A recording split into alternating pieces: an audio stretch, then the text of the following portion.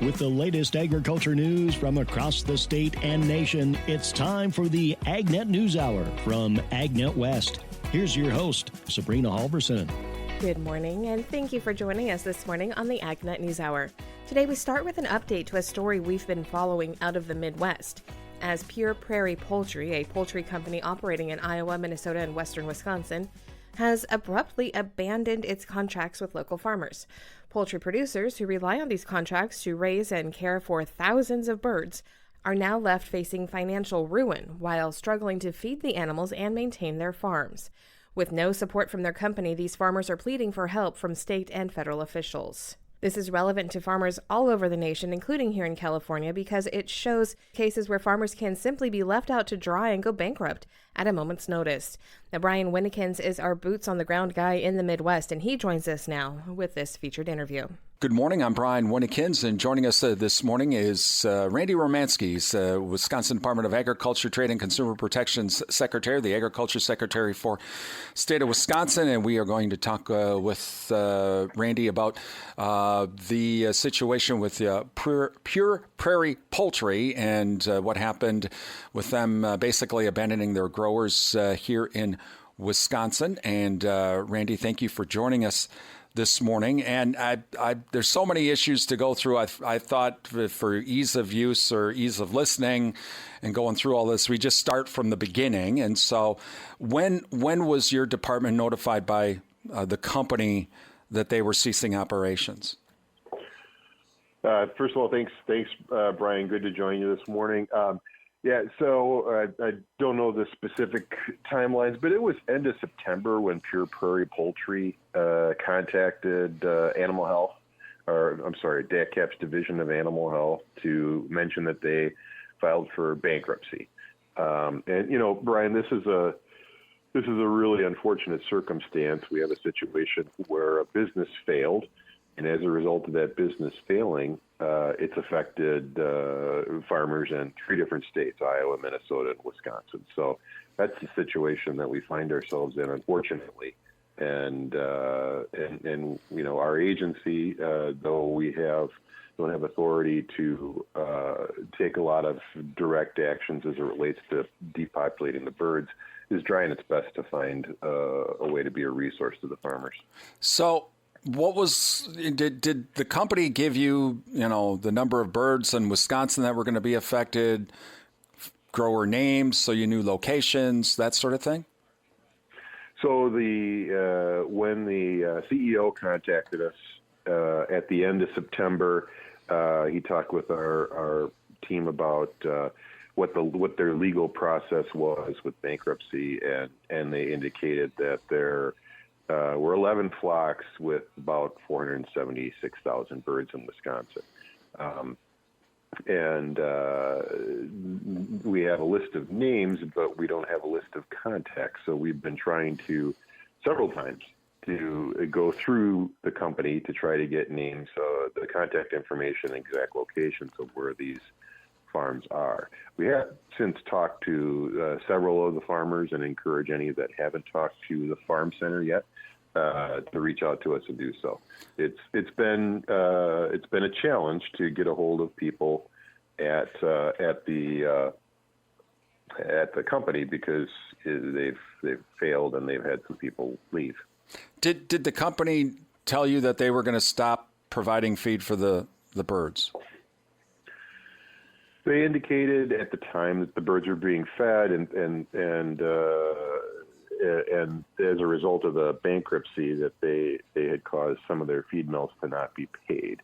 So the outreach that the Farm Center has done with the growers and through others in the industry is where we found out that a lot of the breeding flock has been fed throughout, and that's about half of the number of birds in Wisconsin. And some of the other growers indicated that they found feed, and in some cases, some chose to euthanize their flock. Talking with Wisconsin Department of Agriculture Secretary Randy Romansky this morning. Secretary Romansky, when did your department find out that there were flocks not being fed? I don't know an exact date. There were assertions of that was the case, and that's where our office reached out to try to see if there were avenues for that. We know that there's a co-op in the area that has stepped up and provided feed for a lot of those birds, and that's good, because one of the things we haven't talked about yet is the fact that DACF doesn't have authority to take control of the birds or to depopulate the birds or to pay for feed. Another cascading effect of this business failing and not having resources available for their farmers, their growers. Again, talking with Wisconsin Agriculture Secretary Randy Romanski this morning. Secretary, when the news of a co-op stepping up to provide feed that's new news to me, because we've had multiple farms that basically they were just selling the birds to the general public for $1 because they hadn't been fed as of last Friday for 9 days. But when you started to get those reports, what, if anything, did your department do? Did you contact the governor's office, because you don't have the authority, the attorney general, DNR, the head of the state assembly, head of the state senate, to say, hey, we have an issue here and we're going to need some legislative help? Did your department reach out to any of those other folks? Well, I can tell you who we have reached out to, Brian, and our from the very beginning, our staff, our team here, our office has reached out to our counterparts in other states, because each of the states has different authorities. We've talked to the USDA, we've talked to local officials, we've talked to the industry, we've talked to the company, to the growers, to try to manage this as this situation exists. Right now, as far as a legislative fix, Brian, the legislature's out of session, and there wouldn't be the ability to pass something right now that would deal with this. And the other thing that I would indicate is that as we look at this, we want to try to be a resource to the farmers right now. And the best way for us to do it is look within our authorities, and our authorities include the fact that the farm center is available for confidential communication with growers who want to call.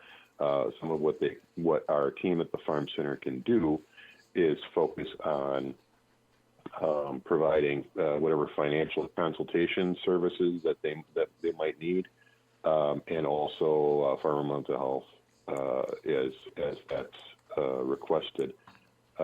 Through our contacts with the USDA, we've gotten contacts from the Packers and Stockyards Act, where the farmers can contact that number to see if there are ways to, for lack of better words, be in line as resources make their way through the process.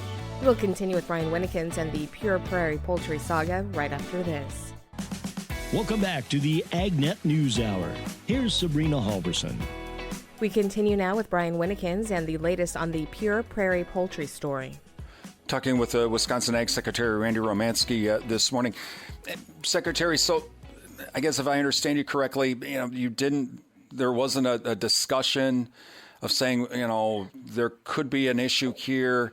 Maybe we should talk with the governor, the attorney general, get the leaders of the assembly in, because they can always call a special session to come in. Or even did the department even think about contacting the state representatives in western Wisconsin whose districts are affected by this, so they kind of had a heads up of what was going on? I mean, was there any discussion on that?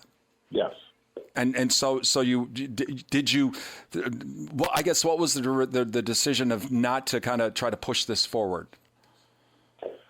Well, I wanted to just make sure I understood what you meant by pushing this forward. Well, of trying to say, maybe we should have a special session just to have the governor call it, and if you're talking with the legislative leaders, I would think that they would have agreed to it. I mean, I would have to assume that they would have agreed. Okay, we'll come in. This is an emergency. We need to deal with this. Yeah, I know the election's just around the corner, but we got to deal with this. We got to have something in place here. Okay, thanks for the clarification. So we have reached out to legislators. We have reached out to the governor's office. And the situation we're in right now, Brian, is we're talking about something that's happened 2 weeks ago where a business failed and it's affected farmers right now. And the goal is for us to focus on what we can do right now to get farmers resources. And some of this is tied up with courts. And the contacts we've had with the legislature has made sure that they're made aware of it. But right now, this is an issue with what our authority is at this moment. And, it's an assessment that this is not a time right now for there to be attempt to get a legislative fix for something like this. We need to focus on whatever we can do to help the farmers right now. And we also understand that if there are conversations as goes on here, I'm sure legislators will want to consider what giving government the authority to take animals would look like, because that's the situation that we're facing here. We, the agency, do not have the authority to accept control of these animals, to depopulate these animals, or to pay for feed. Talking with Wisconsin Ag Secretary Randy Romanski this morning. Secretary, one of the affected farmers became so frustrated, called PETA. And PETA, in a statement on Friday, said that they had contacted the Department of Agriculture here in Wisconsin, offering assistance to help, even if it was depopulating the birds. According to PETA, that was ignored by the Department of Agriculture. Did they contact the Department of Agriculture, and did the department not respond? Brian, we have received probably thousands of contacts from PETA so far. Within all those messages, I'm not aware of an offer for assistance by them to depopulate birds. Having said that, I would go back to what DACAP's authority is. And DACAP, as we mentioned previously, Brian, does not have the authority to take control of the birds, to depopulate the birds. And so that's what our current authority is. This is the AgNet News Hour, and we'll be back right after this. Welcome back to the AgNet News Hour. Here's Sabrina Halverson. We're continuing now with Brian Winnikins and the latest on the Pure Prairie Poultry story. Here's Brian.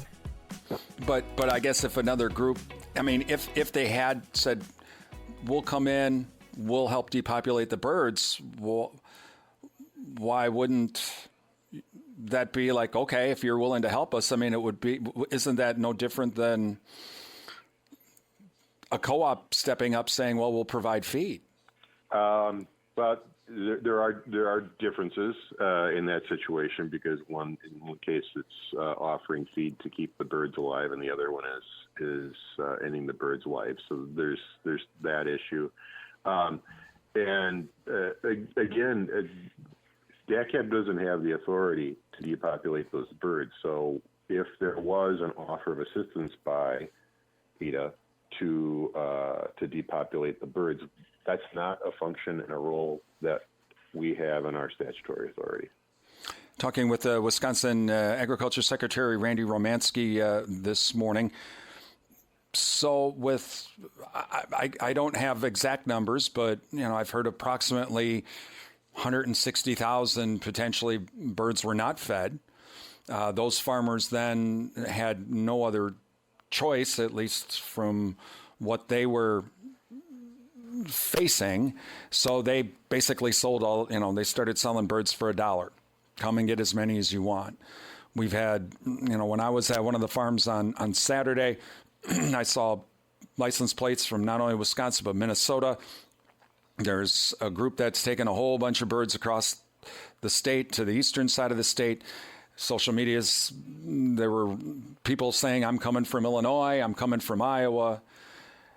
What's the concern here with the department? Because many of these people, and there was people that I witnessed, I even scolded, that were taking birds, and they weren't going to get them processed. They were going to keep them at their property in their fields or whatever. They had no idea about biosecurity. They had no idea about the H5N1 virus. And what's the department going to do now to monitor this? Because we're in the flyway. It's migration season. We have frankly, and at least what I believe is a breach of biosecurity here. And we have the possibility of a massive H5N1 outbreak throughout Wisconsin that would not only affect poultry, but potentially our dairy industry. So what's the department now doing to monitor that? Well, the department consistently promotes biosecurity as a primary impact in the state. We have resources available. We make those resources available to make sure that people understand those and follow those. And if birds are not diseased in Wisconsin, they can move without a permit. Having said that, our information continues to be available, and that we promote biosecurity wherever possible. And biosecurity everywhere. Sure, and that's understandable, but there are people that had no idea. The two gentlemen that were at the farm that had 20 birds that stopped and was asking the farmer, they'll just, if we keep feeding them, they will live, right? And he said, yeah, because we're taking them home we're going to have them out in our back field. And I blurted out saying, you can't do that. You shouldn't do that because of biosecurity issues. And they're like, what's that? And when I said, the H5N1, the bird flu, as you might have heard in the media, and they were like, what's that? So there might be resources, but when people don't know, there's a potential issue here. And I've had many dairy farmers that have called me saying they're freaking out over this. So is there going to be some type of extra monitoring to at least try to, just in case, because I will tell you that even in the city of Durand, they passed a ordinance to allow people to have chickens here in town, 4 of them, but they didn't even know that they should have probably put in their ordinance that all of those residents that have even 1 or 2 chickens need to have their premises registered. So, I mean, is there now should there be a concern here about this? And what will the department try to do here? Well, I'm glad you mentioned premise registration, Brian, because that is an important component of this. If people have animals on premise, they're supposed to register, which helps our agency monitor these situations as best we are able. In addition, the biosecurity information that's out there is out there. It's prevalent. I'm sure you've seen it. I know we've talked, Brian, about the kind of information, the frequency of information that we try to provide to all members of the public. Is this, animal disease monitoring and control is responsibility of the Division of Animal Health at DACYP, and our staff is out there as best they're able to be to try to promote biosecurity for all animals in Wisconsin. Talking with Wisconsin Ag Secretary Randy Romanski this morning about the situation with Pure Prairie Poultry. Secretary, there's because of the statutory limitations, whatever, but the perceived lack of response from Wisconsin compared to Minnesota and Iowa, at least on a upper Midwest scale. I mean, I've had other farm broadcasters in other states. They have their listeners, their farmers, their ranchers going, what are they doing in Wisconsin? This is crazy. They're, at least to me, at least it seems like there might be the reputation for Wisconsin agriculture may be damaged here a little bit. Your thoughts on that because of this situation? Well, the damage that's done here, Brian, is there's a business that failed, a business from Iowa that failed, and that has affected some farmers in Wisconsin and Minnesota and Iowa. That's a challenging situation, and it's a concern for all of us.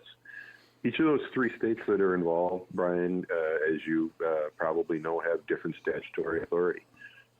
while Iowa for instance, has authority to take possession of the birds. I know that they're also facing legal issues, legal challenges to what their authority is and how they can operate, and that's been working its way through the courts. So it's a different authority, but that authority can be challenged in the courts. And now we're talking about legal matters, Brian, and in reality, Wisconsin can do what it can do in this particular case. We've looked at our authority in many different ways. We've challenged our legal team to try to see if there are ways to find an avenue within our authority to do something to help with depopulation. And in Wisconsin, the authority for DACAP for depopulation is if there's an animal disease incident, and that's not what we're talking about here. So working within our state's authorities is a different situation than what those other states are. DACAP is looking at all of this and trying to do the most it can for the farmers. We'll continue with Brian Winnikins and the Pure Prairie Poultry saga right after this. Welcome back to the AgNet News Hour. Here's Sabrina Halverson. We continue now with Brian Winnikins and the latest on the Pure Prairie Poultry story. So where do we go from here? We continue to be a resource. I have reached out to the company again to try to get more specific information about the growers so that we can talk to them through the farm center and make sure they understand what their opportunities are to talk to the farm center team for confidential service. And our animal health team and others within our agency continue to talk to the company where we're able, the farmers when they contact us, other people, other states, the federal government, to try to see if there are other resources that can be available. Talking with Wisconsin Ag Secretary Randy Romanski this morning.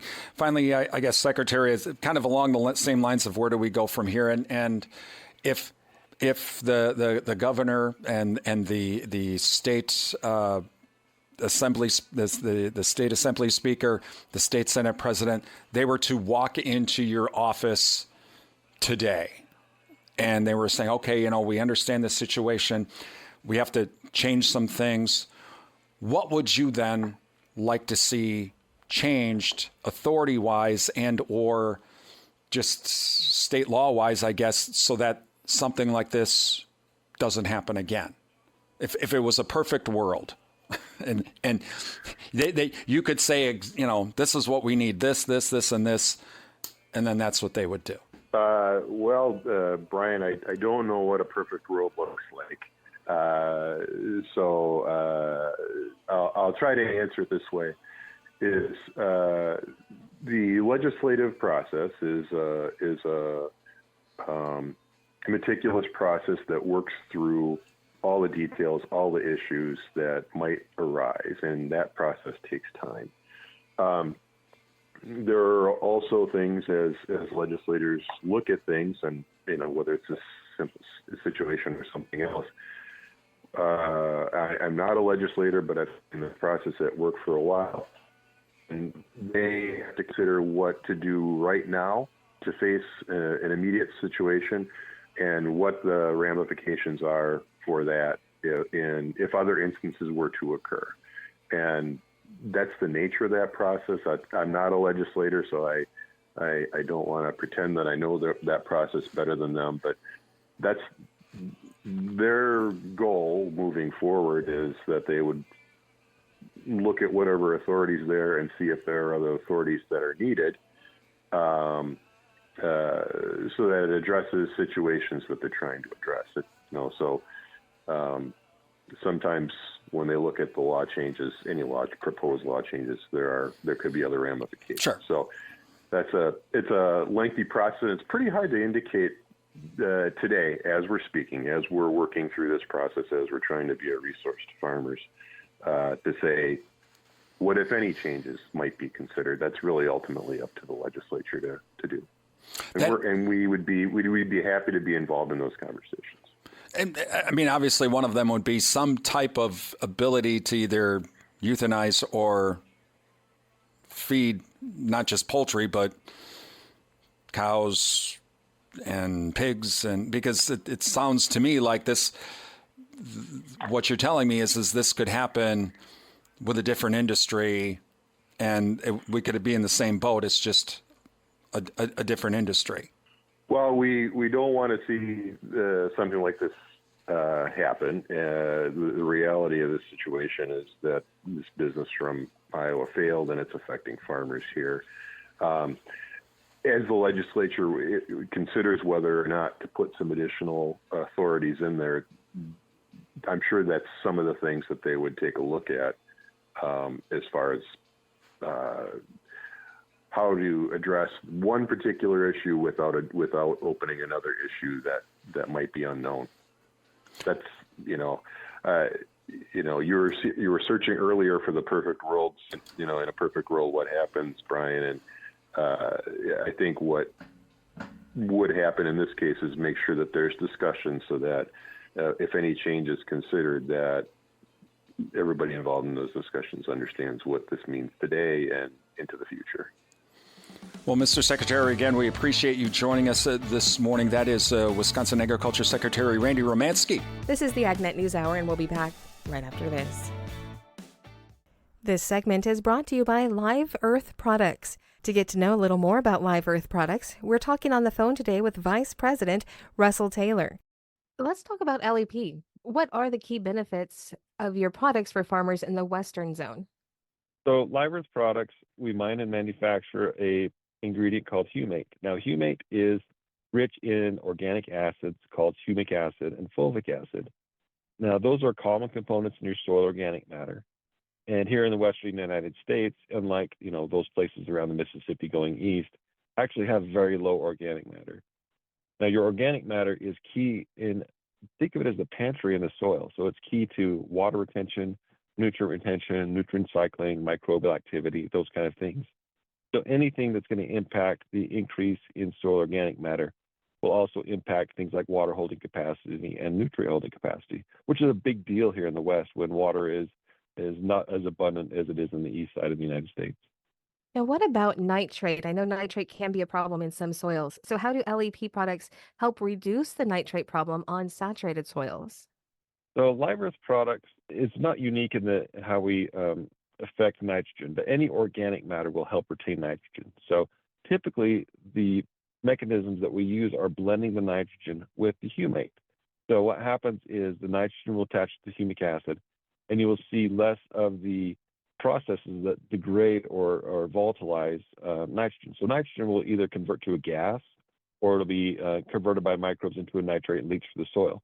So the longer you have that product is not being volatilized or converted, the longer opportunity for that nutrient to be used by the plant. We have university testing that has shown that when you blend these organic acids with the nutrient, you give that plant a longer opportunity to use that nutrient before it's lost, volatilized, or converted.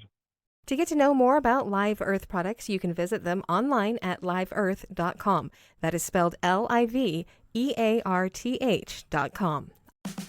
Welcome back to the AgNet News Hour. Here's Sabrina Halverson. Welcome back to the AgNet News Hour. What is it about farmers markets that draws farmers and ranchers, vendors, consumers, and communities to the venue itself as a part of a social and economic opportunity? Rod Bain looks at the uniqueness of farmers markets in this edition of Agriculture USA. The fun, the food, the exploration of a farmer's market. Whether it's a brief walk in your community or in a neighboring area a short drive away. There are over 8,000 farmers markets across the country. They're everywhere from inner cities and suburbs to also small towns and rural communities. And Agriculture Department Undersecretary for Marketing and Regulatory Programs Jenny Moffitt says what makes each farmers market unique is the diversity of local food products and merchandise, the event style excitement, and the social atmosphere created. I'm Rod Bain. Coming up, a stroll through various aspects of farmers markets in this edition of Agriculture USA.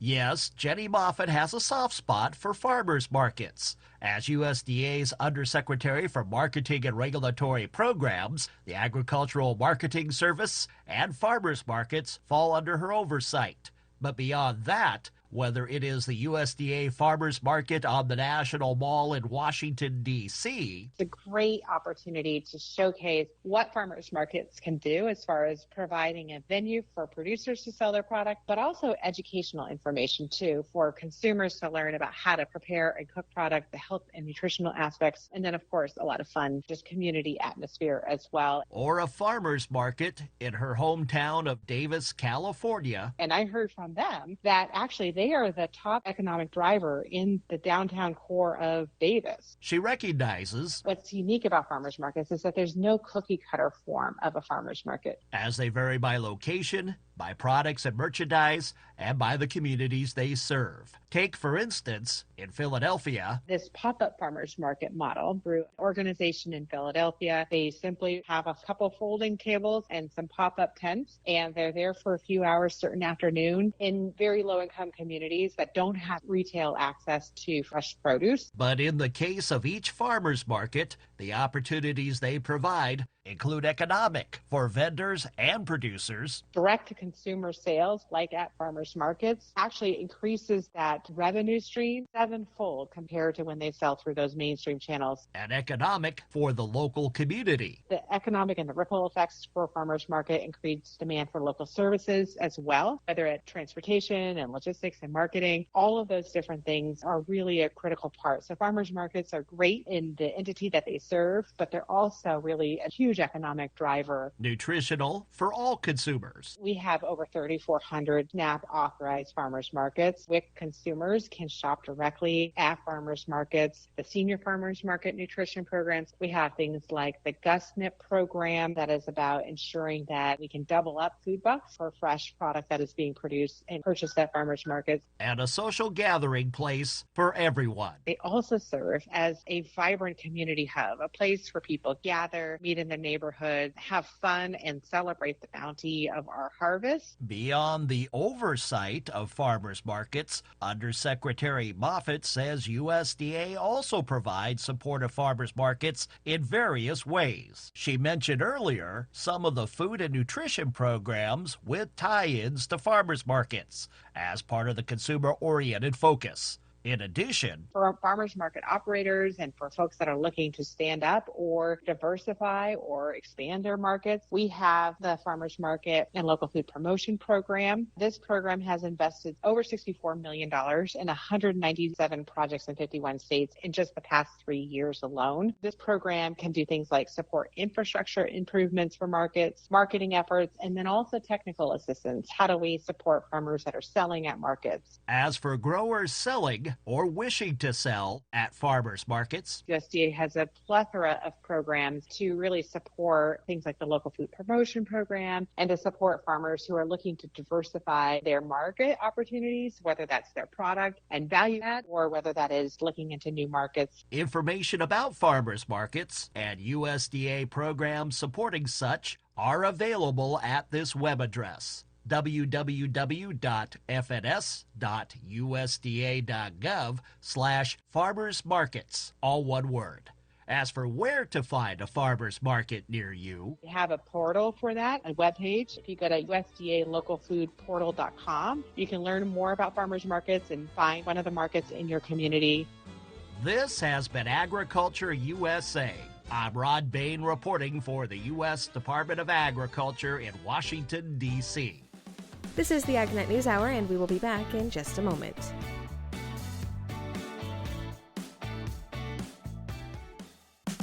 Welcome back to the AgNet News Hour. Here's Sabrina Halverson.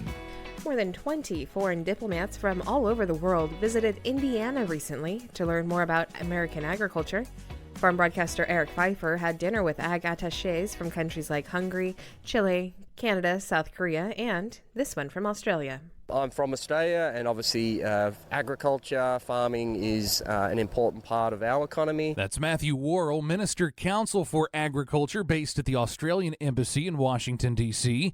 He spoke with me over dinner about the opportunity to tour the farm in north central Indiana. Most of our agriculture is owned and operated by family farms, which, I understand is the case here in the US. So it's always interesting, though, to get just a better feel for another country's ag sector and how that compares to some of the issues that are facing Australian farmers, which are a lot in common. Worrell says there are more commonalities than differences between Australian and U.S. agriculture, and that's probably why we've had such a strong ag relationship over the years. It's true to say that US and Australia, we view farming as a commercial enterprise, very much keen for sustainable productivity growth and the profitability of the sector. So it's a commercial business, and I think, that's something that we have in common. At a national government level, we work really well together because of that in some of the key sort of global decision-making forums that sort of set the international trade standards that impact on agriculture, and we work very closely between the US and Australia. While we don't typically think of Australia as one of our strongest trading partners,